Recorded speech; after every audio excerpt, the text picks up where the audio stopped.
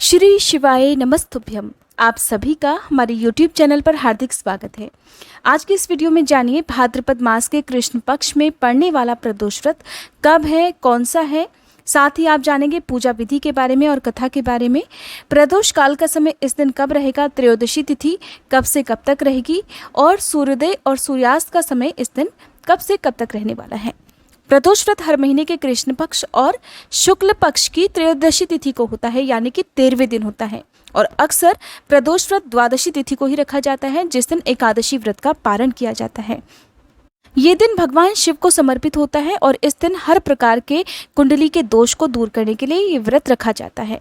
24 अगस्त बुधवार को इस बार बुध प्रदोष व्रत रहेगा। इसी दिन व्रत भी रखा जाएगा और शाम को प्रदोष काल में पूजा करने के बाद ये व्रत खोल लिया जाता है।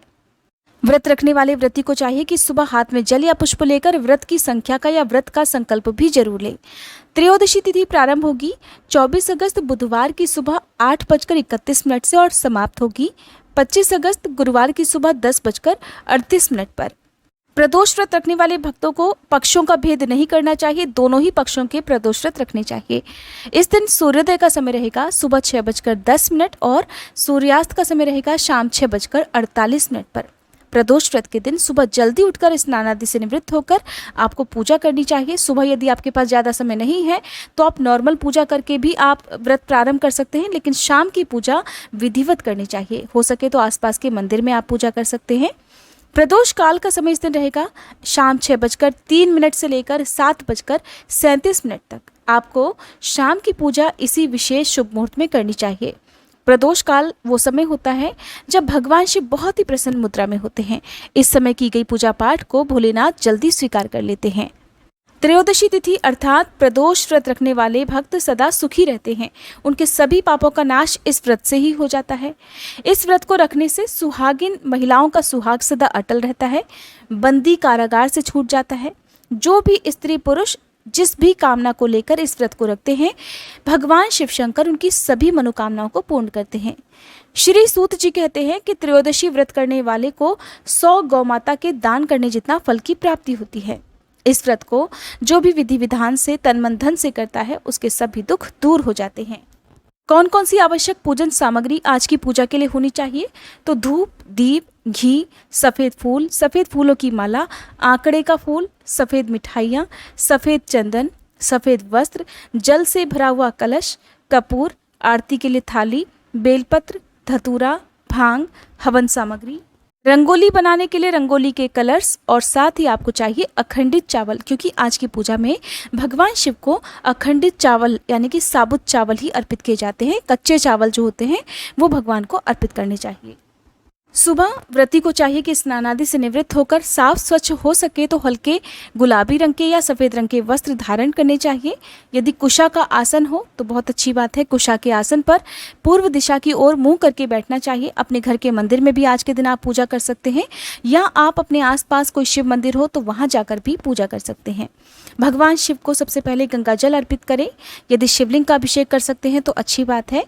सबसे पहले चंदन का तिलक लगाएं, धूप दीपक जलाएं, अखंडित चावल भगवान को अर्पित करें, माँ पार्वती जी की पूजा करें और इस दिन भगवान शिव के साथ ही पूरे शिव परिवार की यानी कि भगवान श्री गणेश, कार्तिकेय भगवान और नंदी बाबा की पूजा भी की जाती है, तभी व्रत का पूर्ण फल प्राप्त होता है। तो सुबह के समय आप ओम नमः शिवाय मंत्र का जाप करें। अगर आपके पास रुद्राक्ष की माला है तो रुद्राक्ष की माला से आप जाप कर सकते हैं। अगर आपके पास बहुत ज़्यादा समय सुबह को नहीं है तो आप सुबह की पूजा बिल्कुल नॉर्मल कर सकते हैं, यानी कि सुबह सिर्फ मंत्रों का जाप करके व्रत की कथा यदि समय हो तो पढ़ या सुन सकते हैं, नहीं तो केवल आरती करके भी अपना व्रत प्रारंभ कर सकते हैं। सुबह की पूजा में आप भगवान को सब मिठाइयों का भोग लगा सकते हैं, दूध से बनी मिठाइयों का या कोई भी मौसमी फल अर्पित कर सकते हैं। दिन भर आप भगवान का ध्यान करते हुए व्रत रखें। कोई भी ऐसा काम ना करें जिससे व्रत खंडित हो जाए। इस व्रत में आप दिन के समय चाय वगैरह ले सकते हैं, लेकिन इस व्रत में नमक का सेवन नहीं किया जाता है। प्रदोष व्रत हमेशा मीठा ही रखा जाता है, यानी कि मीठा भोजन ही इस दिन करना चाहिए। अगर किसी की स्वास्थ्य संबंधी कोई समस्या हो तो ऐसी कंडीशन में आप सेंधा नमक का प्रयोग भी कर सकते हैं। शाम को प्रदोष काल के समय यानी कि प्रदोष काल होता है सूर्यास्त से 45 मिनट पहले और 45 मिनट बाद का, जो कि इस वीडियो में आपको बताया है। उससे पहले ही आपको स्नान आदि से एक बार फिर से निवृत्त होकर पूजा की तैयारी करनी चाहिए। पूजा आपको बिल्कुल वैसे ही करनी है जैसे भी आपको बताई है। अगर आप चाहें तो अपने घर में मंदिर के आसपास सुंदर रंगोली बना सकते हैं, सुंदर वस्त्रों से आप मंडप सजा सकते हैं। आज के दिन भगवान को अबीर गुलाल भी अर्पित करना चाहिए। फिर विधिवत पूजा अर्चना करके आप भगवान को अखंडित चावल से बनी खीर का भोग शाम के समय लगाएं। धूप दीप जलाकर आपको शाम के समय व्रत की कथा जरूर पढ़नी और सुननी चाहिए। बिना व्रत कथा के, आरती के और मंत्रों के कोई भी व्रत अधूरा माना जाता है। प्रदोष व्रत के दिन जो लोग उपवास ना भी रख पाए उन्हें भी इस दिन शाम को पूजा जरूर करनी चाहिए। पूजा करने से कहते हैं कि जन्म जन्मांतर के पापों का नाश तो होता ही है। अगर आपकी कोई भी खास मनोकामना है तो भोलेनाथ उसे भी पूर्ण कर देते हैं। अगर पीरियड्स हो जाए व्रत के दिन महिलाओं को या कन्याओं को तो उन्हें इस दिन मानसिक पूजा करनी चाहिए। अगर आप घर से बाहर हैं, प्रदोष काल के समय आप पूजा नहीं कर सकते हैं तो आप जहाँ कहीं भी हैं वहीं पर भोलेनाथ को सच्चे मन से प्रणाम करके, भगवान का ध्यान करके आप अपनी मनोकामना पूर्ति के लिए प्रार्थना करें और भगवान से क्षमा याचना जरूर करें। उसके बाद जब भी आप घर वापस आएँ तो विधि विधान से पूजा आप कर सकते हैं, चाहे प्रदोष काल का समय बीत क्यों ना गया हो। शाम की पूजा करके आपने जो भोग भगवान को अर्पित किया है, आप उसी खीर को प्रसाद रूप में ग्रहण भी कर सकते हैं। कुछ लोग आज के दिन गेहूं का दलिया खाकर व्रत खोलते हैं, कुछ लोग चूरमा बनाकर उसका भोग भगवान को लगाकर फिर उससे व्रत खोलते हैं। तो आपने जिस भी नियम का पालन करना है आप उसको पालन कर सकते हैं। याद रखना है आपको हर व्रत में एक ही नियम का पालन करना चाहिए। ऐसा ना हो कि आपने एक व्रत में नमक का सेवन कर लिया या आपने गेहूं का दलिया खा लिया, अगले में आपने कोई और चीज़ का सेवन कर लिया, तो आपको इस चीज़ से बचना है। हवन सामग्री आपको वीडियो में बताई गई है, अगर आप कर सकें तो हवन भी करें। हवन आप 11 या 21 बार ओम ह्रीं क्लीं नमः शिवाय स्वाहा इस मंत्र से आहुति देकर कर सकते हैं। हालांकि अगर आप नहीं कर पाए तो कोई बात नहीं, लेकिन उद्यापन वाले दिन आपको हवन जरूर करना चाहिए। हवन करने से सभी देवी देवताओं को उनका भाग प्राप्त हो जाता है। अब रसपान कीजिए बुध प्रदोष व्रत कथा का। श्री सूत जी महाराज कहते हैं, भक्तजनों, अब मैं आपको बुधवार त्रयोदशी व्रत की अर्थात बुध प्रदोष व्रत की कथा तथा विधि विधान सुनाता हूँ, ध्यान पूर्वक सुनो।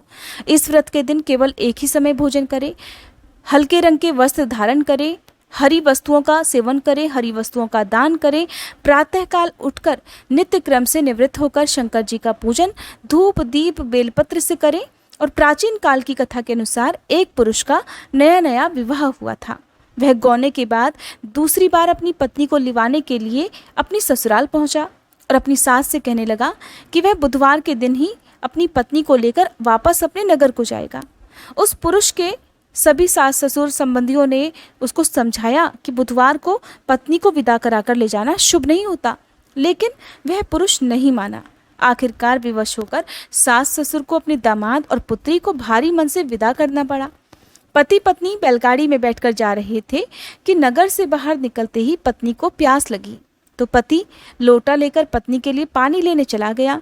जब वह पानी लेकर वापस लौटा तो उसने देखा कि उसकी पत्नी किसी पराये पुरुष के लाए हुए लोटे से पानी पी रही है और हंस हंस कर उस पराये पुरुष से बात भी कर रही है। जब उसने थोड़ा पास जाकर देखा तो वह देखकर हैरान रह गया कि वह पराया पुरुष बिल्कुल उसी का हमशक्ल था। ये देखकर वह पुरुष दूसरे पुरुष से क्रोध में आग बबूला होकर लड़ाई झगड़ा करने लगा। जब वह लड़ाई झगड़ा कर रहा था तो देखते ही देखते वहां पर काफी भीड़ इकट्ठी हो गई।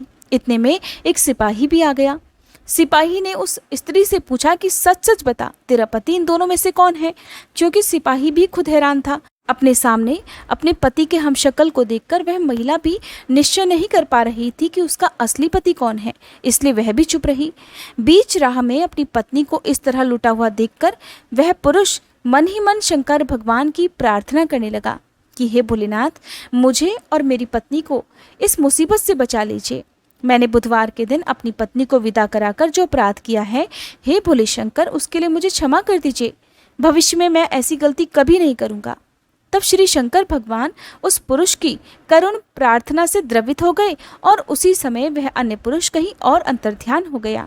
वह पुरुष इस प्रकार अपनी पत्नी के साथ सकुशल अपने नगर को पहुंच गया। फिर उन्होंने आने वाले बुध प्रदोष व्रत के दिन मिलकर भगवान शिव की विधि विधान से पूजा की और प्रदोष व्रत रखा।